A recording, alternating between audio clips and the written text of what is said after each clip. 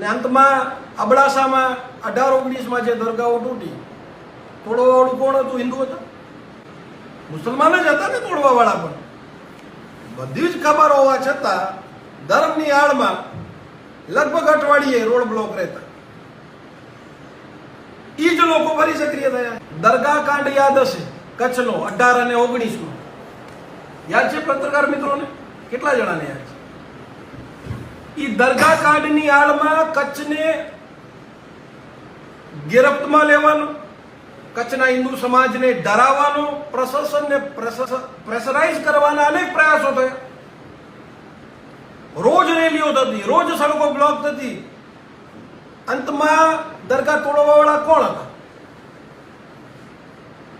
હિન્દુ સંગઠનના સદસ્યોને ટાર્ગેટ કરવા પોલીસ દ્વારા છે. પણ જો આવી જ રીતે ગુનેગારોને બચાવવા માટે ધર્મની આડે રહેવામાં આવશે તો કેટલી યોગ્ય છે? સસ્તા સોનાના નામે ચીટિંગો થાય છે તો કોણ હોય છે ચીટરો? ક્યારેક સુરેશ નામ ને ક્યારેક મહેશ નામ. તો કેમ આ ગેંગ બહાર નથી નીકળતી? ક્યાં ખોટું છે? કેટલા ગુનાઓ દાખલ થયેલા છે સસ્તા સોનાના નામે?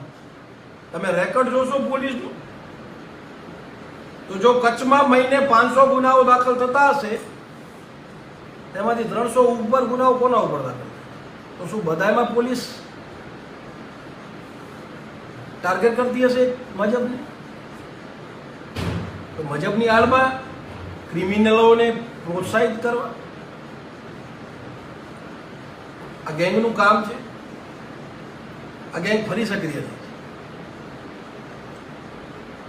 એટલે આ વિષયને ગંભીરતાથી લઈ અને સાચી જે જાણકારી છે એ જનતા સુધી પહોંચે ખૂબ જ જરૂરી છે.